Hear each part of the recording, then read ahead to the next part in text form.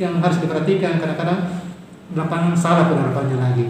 Yang sakit suaminya, yang dipakai istrinya. Kalau istrinya kan maaf lebih besar. Lebih besar lagi. Jadi jangan lupa subscribe, nyalakan notifikasinya, subscribe.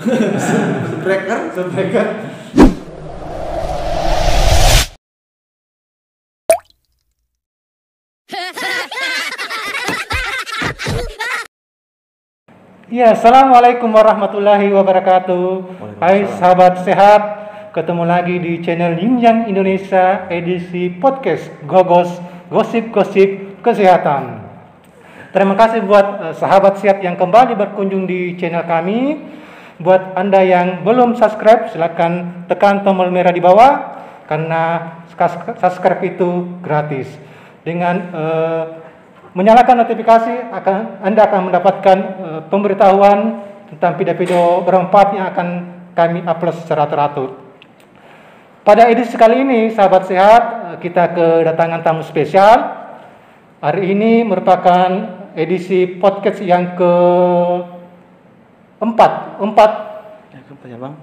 ya, dengan tema yang berbeda tentunya setiap minggunya. Kita langsung memperkenalkan bintang tamunya, sahabat sehat. Silakan bro, namanya baik, siapa? Assalamualaikum warahmatullahi wabarakatuh. Perkenalkan, nama saya Faisal, pengelola kesehatan tradisional di Puskesmas Panekang. Kesibukan akhir-akhir ini apa nih bro? Kesibukan akhir-akhir ini tentunya masih bergelut di dunia kesehatan tradisional, dan tentunya di masa pandemik ini aktivitas kita berkurang bang. Berkurang karena kita dibatasi oleh situasi dan kondisinya seperti itu. Karena kan sekarang zaman pandemi jadi semua serba terbatas. Jaga jarak, kegiatan, sehingga kegiatan kita di masyarakat kadangnya harus dibatasi. Dan saya sangat tertarik sebenarnya dengan ini bang, karena harusnya masyarakat harus paham bahwa kesehatan tradisional itu lebih berguna di masa pandemi. Betul. Karena bisa dimanfaatkan di rumah sendiri. Bisa dilakukan secara mandiri. Betul. Seperti itu. Ya, sebenarnya sahabat sehat tahu bahwa kesehatan tradisional itu selain aman, gampang dilakukan, bisa dan diterapkan mudah dan gratis, Bang. Bisa diproduksi sendiri di rumah, ya kan? Iya, Bang. Nah, untuk edisi kali ini kita akan berbicara lebih banyak tentang kesehatan tradisional, termasuk tema tentang herbal, karena selama ini kan di masyarakat belum tahu secara benar bagaimana cara pengolahan. Sebenarnya begini bang, ini herbal ini sejak dahulu sudah ada bang. Dari turun temurun. Nenek moyang. Kita sudah tahu namanya ini herbal. Cuman karena perkembangan zaman, tahun demi tahun itu terkikis. Sudah mulai berkurang. Makanya kita ini tim kesehatan tradisional ingin mengingatkan kembali bahwa ada loh obat herbal, ada loh obat selain obat medis seperti itu. Apalagi seperti yang kita bicarakan tadi, ini lebih mudah, lebih mudah. Mungkin keseharian orang tua kita dulu dia pakai begini, bang. Tapi karena zaman sekarang modern, jadi sudah mulai terkikis, ya dilupakan. Jadi saya harap dengan adanya tips-tips yang kami berikan, ini bisa bermanfaat, ini bisa berguna di masa pandemi ini. Amin. Karena dengan herbal kan kita bisa melakukan mengolah ramuan untuk termasuk meningkatkan daya tahan tubuh kan? Daya tahan tubuh, penyakit bisa, bisa juga. Punya banyak lah bang. Banyak. Nanti kita bahas satu persatu nanti bahas. Jadi nanti tetap stay di channel Yin Yang Indonesia, akan kita bahas satu persatu ramuan.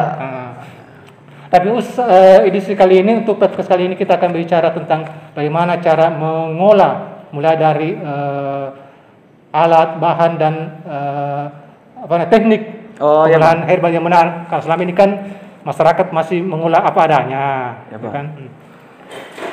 Kalau masalah itu Bang, tentunya yang kita harus tahu pertama ada 6 macam. Ada 6, berarti cara pembuatan ramuan untuk asuhan mandiri Ada yang 6, ada 6. ada 6 tahap yang perlu kita lewati dulu. Ada item-item. Yang pertama itu apa?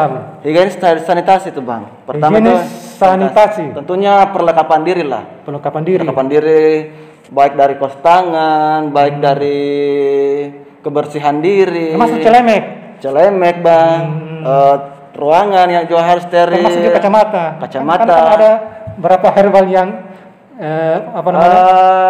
Pedis itu kan.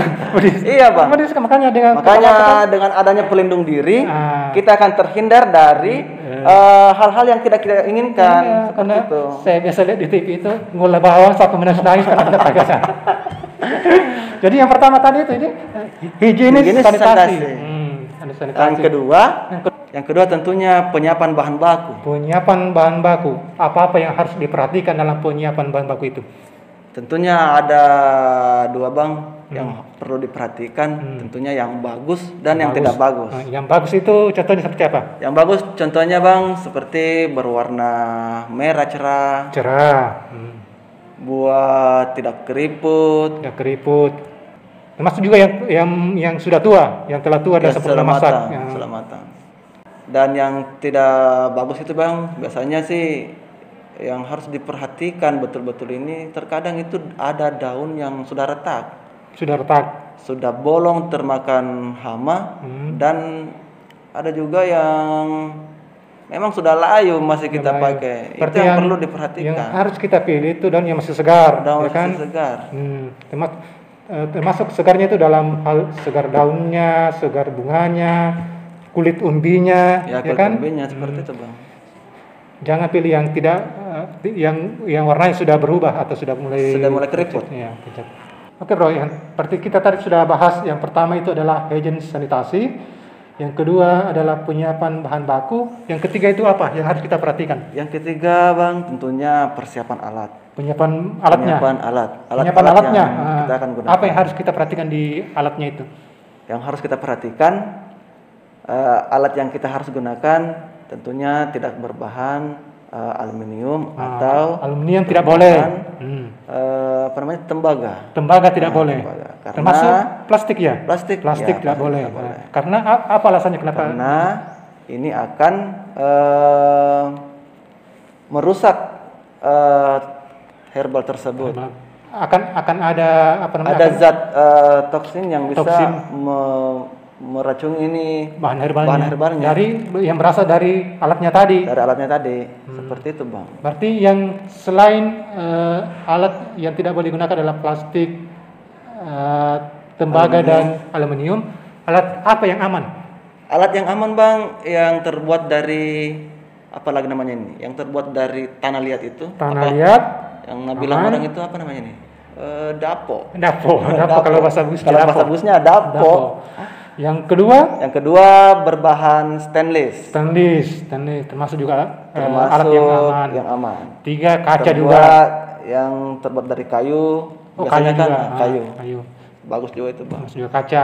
Jadi tetap dihimbau kepada ibu-ibu yang paling getol nih belanja kan alat-alat ya.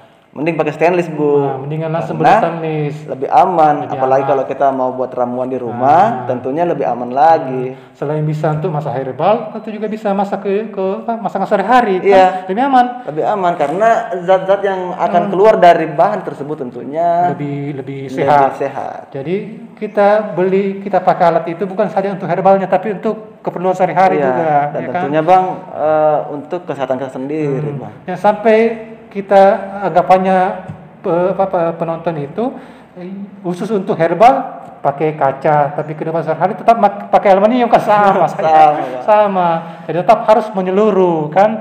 Kalau kaca ya pakai kaca seharusnya kan. Seharusnya.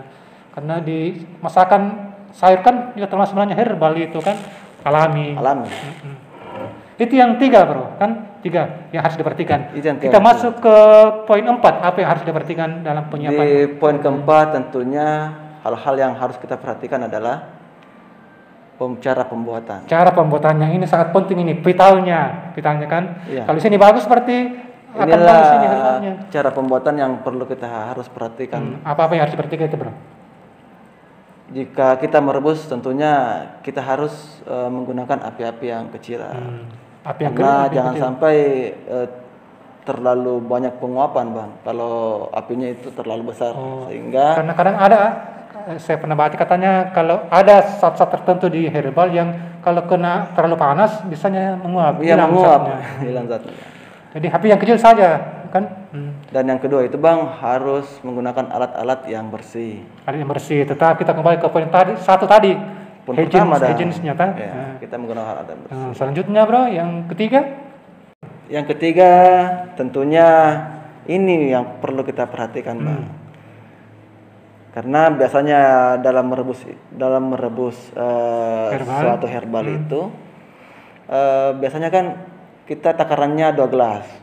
Misalnya kita pakai nih 2 gelas. Pakai 2 gelas nih. Tentunya untuk mencapai zat atau ramuan yang kita butuhkan pastinya harus ada pengurangan.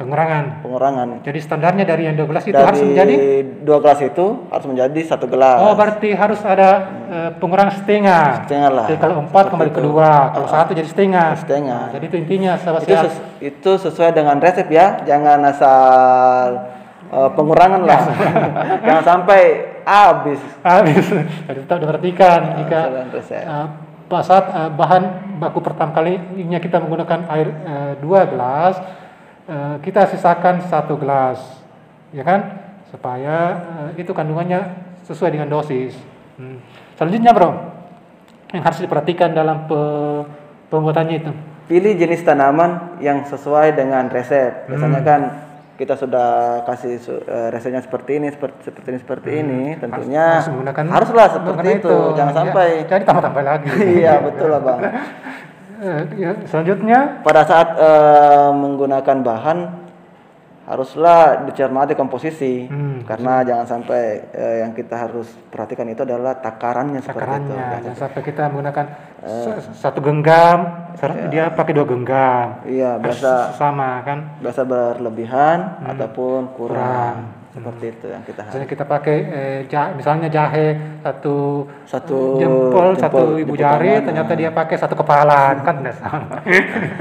Maka bisa jadi kemungkinan berdosis. Dan ini, Bang, pernah sih ada pertanyaan dari masyarakat, Bang, waktu saya turun ke lapangan. Pak, gimana ya kalau seumpamanya ini tangan saya sama tangan suami saya ini beda loh. Beda, betul. Beda loh. Bagaimana cara saya mengukurnya ini, Bang? Tangan saya ini sama keluarganya lain. tangan suami saya. Karena yang sakit itu suami saya bilang. Tanya, gini, Bang, kalau gini, Bu, kalau resepnya itu herbal itu ya resepnya dari takarannya itu dari pasiennya. Kalau pasiennya yang sakit, jadi ukurannya itu ukuran jempol pasien suaminya, bukan ukuran jempol suami istrinya, karena pastinya beda lah. Beda. Berarti dosisnya yang digunakan berdasarkan pada pasiennya itu. Nah, jika pasiennya yang anak-anak, ya berarti anak-anak gitu. Yang harus diperhatikan, kadang-kadang lapangan salah penerapannya lagi. Yang sakit suaminya, yang dipakai istrinya. Apalagi istrinya kan lebih besar. Lebih besar lagi. Jarinya besar. Otomatis resepnya juga, otomatis dosisnya juga berbeda. Itu tadi yang poin 4 cara pembuatannya. Pembuatan. Kita masuk ke poin ke-5. Cara penyajian. Apa yang harus diperhatikan dalam penyajian? Cara penyajian ini, Bang, yang perlu pemirsa tahu ada 2 hal. Yang pertama untuk dikonsumsi dan penggunaan penyajian penggunaan luar. Untuk dikonsumsi itu tentunya ada rebusan, seduhan, dan perasan. Untuk rebusan, rebus, saring dan minum hangat-hangat. Nah, ini untuk cara rebusan. Menggunakan air yang tadi kan. Yang kedua untuk cara seduhan, direndam bahannya, disaring, minum hangat-hangat. Berarti ini sudah direbus, direndam saja beda. Misalnya kan air panas yang sudah mendidih baru disiram. Misalnya Seperti bahan itu, Bang. apa ya yang dipakai seduhan itu? Kalau T-nya. yang diseduh itu Bang seperti kunyit. Oh, kunyit. Kunyit. Kunyit. Kunyit diseduh. Yang ketiga, Perasan. perasan. Perasan ini Bang biasanya diparut, Parut, disaring, disaring, minum air perasan. perasan. Termasuk juga kunyit bisa. Termasuk Jahe. jahe bisa. Jahe bisa. Arti dia tidak dimasak, juga tidak direbus. Ini juga termasuk yang jeruk ya? Jeruk. Kan diparut diparut, disaring baru yang hasil. Kalau perasan kan biasanya sih kalau tidak menggunakan parut kan langsung jadi peras. Langsung peras saja. Tapi ini kan diparut. Parut. Ya. Berarti ini yang termasuk umbi-umbian ini. Biasanya ya umbian. Cara-cara untuk penyajian untuk penggunaan luarnya bagaimana, Bro? Ya untuk penyajian penggunaan bagian luar tentunya ini yang perlu kita perhatikan ada 4 metode. Ada 4 metode. Pertama ditapal, dibalur, dioles, dan dimandi. Biasanya seperti itu, Bang. Penjelasannya masing-masing itu bagaimana? Untuk ditapal ini biasanya sih disajikan dengan menempelkan bahan ramuan yang ditumbuk pada bagian tubuh yang sakit. Nah, berarti kalau misalnya kan ada tuh biasanya untuk penanganan yang nyeri misalnya dengan pegangan tangan kita ambil herbanya kita tempel. Itu termasuk tapal Termasuk tapal itu metode satu tapal. Tapal lagi. Yang kedua, Bro? Yang kedua adalah Dibalur artinya disajikan dengan menggosokkan atau membalurkan bahan ramuan. Berarti sudah harus diremas-remas biasanya kan? Biasanya sih kalau ini ditumbuk, Bang. Ditumbuk. Berarti setidaknya harus itu tadi kan utuh. Ini kan ditumbuk. Dihancurkan baru dibalurkan di bagian yang sakit. Nah, biasanya ini dibarengi juga dengan metode pijat-pijat sederhana kan. Yang ketiga, Bro? Yang ketiga ini dioles. Disajikan dengan menggunakan bahan ramuan dalam bentuk cair ini, Bang. Bentuk cair. Dioles. Misalnya itu berarti cairnya misalnya untuk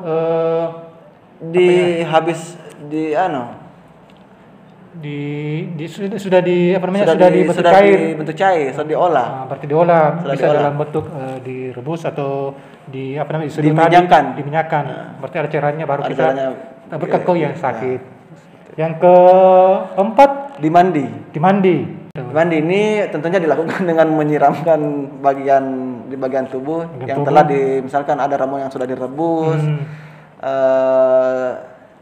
Pada saat dingin nantinya itu yang akan dimandi, Bang. Nanti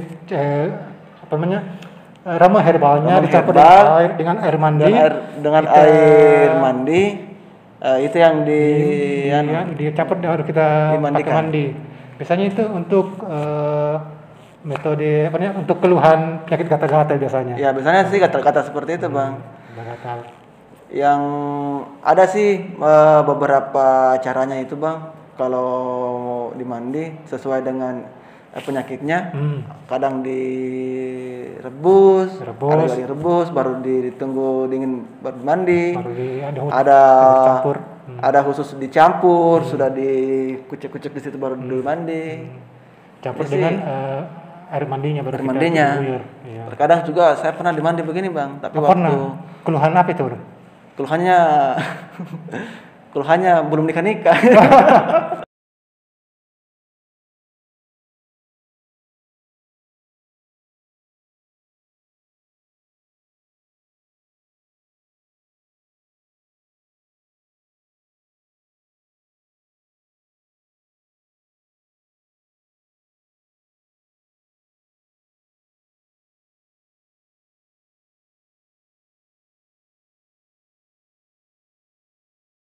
Ya, itu tadi sahabat sehat 6 cara pembuatan ramuan untuk asuhan mandiri atau yang harus diperhatikan buat sahabat sehat.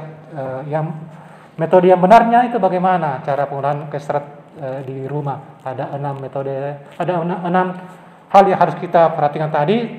Mudah-mudahan hal-hal ini bisa kita terapkan, bisa kita lakukan di rumah sehingga efek-efek hal-hal yang ingin kita dapatkan dari ramuan herbal ini bisa tercapai. Kan? Yang dari dulunya sehat, dulunya sakit menjadi sehat kembali sembuh, yang sehat, tetap bugar dengan menggunakan obat herbal yang tradisional.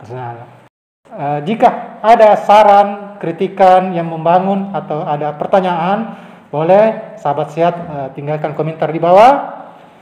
Akan kita jadikan masukan untuk pembuatan video berikutnya. Kata terakhir dari saya, ada sebuah kata bijak tentang kesehatan yang mengatakan bahwa pencegahan penyakit adalah obat yang sesungguhnya.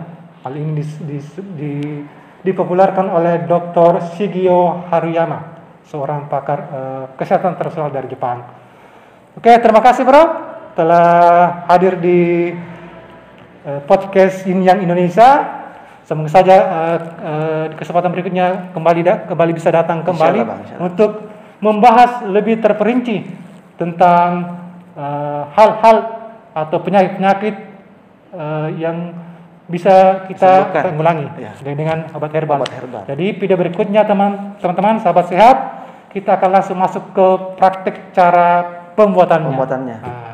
Jadi jangan lupa subscribe, nyalakan notifikasinya, subscribe, nyalakan notifikasinya untuk mendapatkan konten-konten video terbaru. Berikutnya. Seperti itu. Terima kasih. Assalamualaikum warahmatullahi wabarakatuh.